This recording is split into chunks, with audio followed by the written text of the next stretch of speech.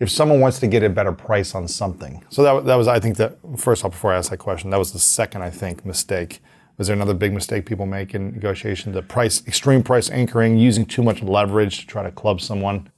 Was there another big one? What a lot of people do that's actually taught out there a lot, which is really bad, is continue to ask for stuff after you made a deal. Like ask for free stuff. That's the worst, right? We made a good deal. Hate it. Here's a win-win. And now you're asking more. Now you're asking for and more and more. It's going to leave a sour taste in someone's mouth. That's every time. Oh. And that's taught out there regularly. Really? It was, there's a negotiation guru from the 80s, and I can't remember what he called it, but he gave the example. You go out and you get a custom-made suit. And you've made the deal for the suit, and one of the guys measuring you, you say, so how many free ties do I get with that? And he said, that's a great way to get free things, free little things, after they made the deal. Throw in a pocket square, throw in a couple ties, right. throw in a couple legs. Whatever it is. And what that does is make the person you did it to hate you, which they're going to resent it. And if they have the opportunity to fail to comply with any term, they will do that. Now, unfortunately, that's taught really extensively, and it's done in business all the time. People call it scope creep, feature creep. Interesting. Like it drives every single business person crazy because they don't know how to deal with it. Now, in a black swan method, you might say, if you were good at how questions, you might say, how can I give you free ties and continue to want to do business with you? How can I be a great tailor for you if you ask me for free stuff and it cuts my margin? Right. Make their what they ask for the obstacle to what they want. Either what you want is a path, or if what they want is bad, it's the obstacle. How can I serve the needs of your family if you're cutting into my profit margins? There's got to be a way to wake somebody up to it, because a lot of people have been taught that they don't know any better. Like if I'd have stuck to that training that I learned from this guy back in the 1980s, I'd have thought it was okay because I'm getting free ties all over the place. Yeah. Like a lot of people, if they don't know any better, how do you wake them up so that if they only knew, they'd change? Now, there's some people that are doing it on purpose. If you do something like that to me because you didn't know any better, let me see if I could wake you up. If I can wake you up, awesome, we got a great long-term relationship. If I can't wake you up, I now know. And I'm probably like, okay, cool. This is the last deal I make with this guy. One and done, yeah. This is a one and done, I'm out. But I need to know if you just did it by accident. I got job negotiation. Recently brought somebody onto my company. Thought we had the deal settled. And the new employee. New employee. Yeah. Because employment contracts like any other. And this person brings up a bunch of other stuff after we've laid out the terms, we've written the offer letter, we sent the offer letter. Offer letter doesn't get signed. Silence. Not a good sign. My director of operations, who knows no oriented questions, shoots this person an email, have you given up on signing the offer letter? Immediately comes back with a bunch of, not ridiculous benefits. More asks. More asks, Yeah. which are not on a plate. Some of them are like, wow, that was interesting. I never thought of that one. No, we can't do that, not in a million years. This is stuff I aspire to. But not you now. We can't do it now, but no, I like this one. It's just not in the package now. But my director of operations is like, I never had somebody come back. And I'm like, okay, first I got to do is I got to find out, did this person just not know any better?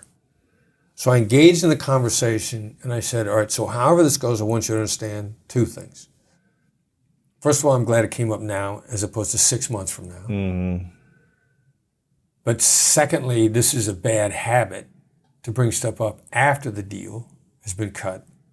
So I'm guessing you just didn't know any better and you were uncomfortable bringing it up. Right. But if you come on board first, you got to understand we don't do this to people. And you got to learn, we work all the little stuff out before we think we have an agreement instead of going for little stuff after the agreement. Right. And this person was like, hey, I didn't know, and my intention is to help build the company, and I appreciate you letting me know, and I understand where you're coming from. They were genuine about it. They were very genuine. I needed to know that. Yeah. Like, was this person advised to do this? Mm-hmm. Did they do it by accident? Or did they do that because this is going to be the predictor of future behavior, which now we have a real problem. Right. Because if this is a habit that you're born with, you are not going to last, and you can't represent me. No. Because the people that work on my team are also my ambassadors. Mm-hmm. I got to find out which one it is. And I go back and we talk it through and we settle everything out. And I got a list of things to aspire to for employee benefits because these are great things. Sure. So to finish that up, one of the worst things you can do is ask for more and more and more and more things after the negotiation has been agreed on. Right. Do that before the final agreement is what I'm hearing you say. Yep. Yes. If someone's looking to Nice paraphrase, by the way. Exactly. I want to make sure I capture that. If someone is looking to wanting to buy something, acquire something, whether they're buying a business, a car, a house, some potential expensive item, a jewelry, something of more value than $1,000. And they might be able to negotiate a lower price. You mentioned the extreme price anchoring, how that is a mistake, right? There's a house for $1 million. I'll give you $200,000 for it, right? Right. That's but you want to get a better deal. Right. Maybe it's a Rolex, maybe it's a car, maybe it's a house, maybe you want to acquire a business, whatever it is, something of higher value. A ring, an engagement ring, you're going to marry someone. Right. Let them make their profit off somebody else. Yeah. What should be the lower percentage on a higher item of value? What should the initial offer be? You want to get a better deal.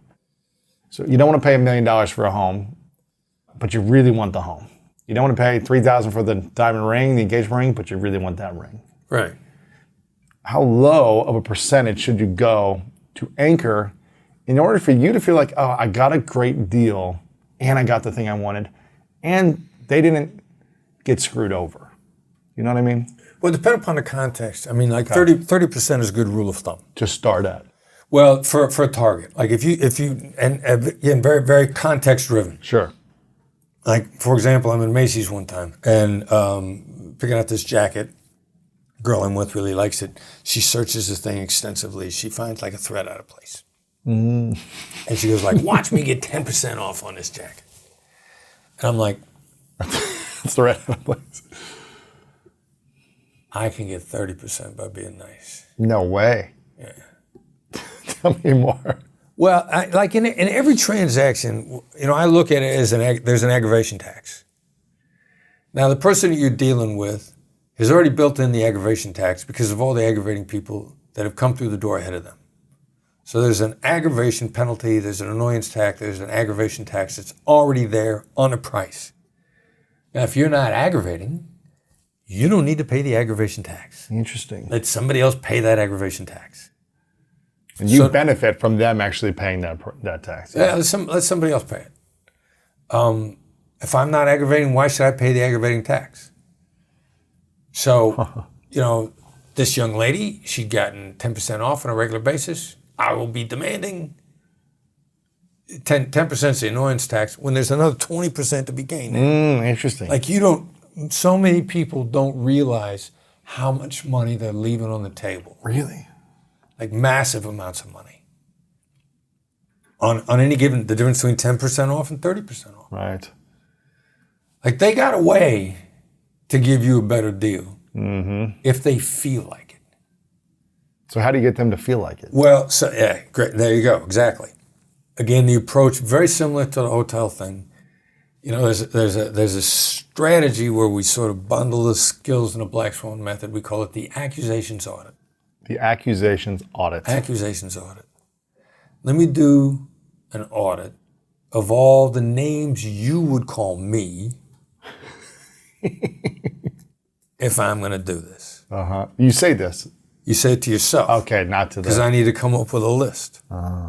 So, again, it's like, look, You get annoying people coming through here all day long, every day, want something for nothing. I'm going to look like like another one of these annoying jerks that's really demanding and rub you the wrong way and don't appreciate how hard it is for you to work in this jewelry store, this car dealership, this wherever you are. You are knocking yourself out in a tough sales job. You're trying to feed your family. People are coming here trying to take food out of your mouth.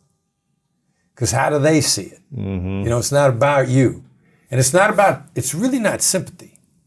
You know, the difference between sympathy and empathy. You know, I feel your pain. Right. Like I've been there too. You know, like I'm a regular guy like you. Yeah. Like don't give me that regular guy stuff. So, but you look at people like me who want something for nothing, who come walking in all the time. You know, you look at us as wanting discounts and, you know, and you're trying to feed your family. Now suddenly this person is like, oh, wow. They get it. This is not the other annoying jerk that came in here. Now they're starting to open up. And then, you know, you talked before about being playful. Being playful about this can be a really big deal. I've gotten so many things for free for being playful, or upgrades or discounts just by, let me just say, a friendly joke or just something funny. Right. You know, let me just be goofy and dance in front of them and be like, what is this guy doing, you know? Yeah. You don't got to pay the aggravation tax. Yeah. And then plus, see, Sean says you're 31% smarter in a positive frame of mind. Not only have you put the person in a better mood, you now got them thinking about options. What can they do? How can they help you? What can they get away with? How can they shortcut the TSA line? How can they, what's the code for the employee discount? Like in this same place where I'm trying to get this 30% or so off, and I'm joking around with this guy. Sure.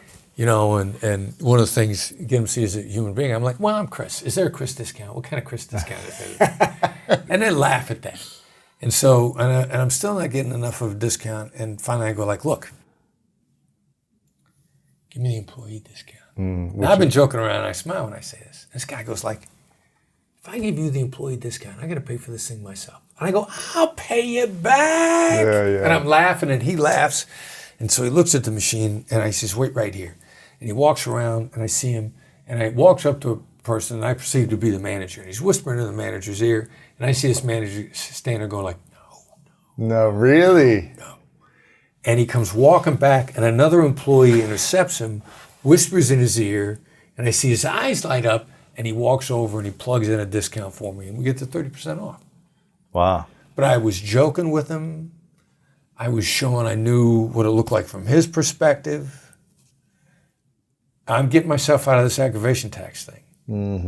You know, let somebody else pay the demanding, aggressive, annoying tax. You go in there and you brighten somebody else's day up. You leave the world a better place. You get some practice in because you want that confidence for the big negotiation. Right. And all these things work for you. And you end up feeling better about the day yourself. Yes. You get a fun interaction. Yeah. And you got a discount. Exactly. Because you want to repeat business. Yes. And if you hurt them, they're not going to repeat. Right. So connecting with people, negotiating with people, that's your confidence is a desire for that and a genuine sincerity and enthusiasm for it. How does someone do that when they know what they want is not what the other person wants?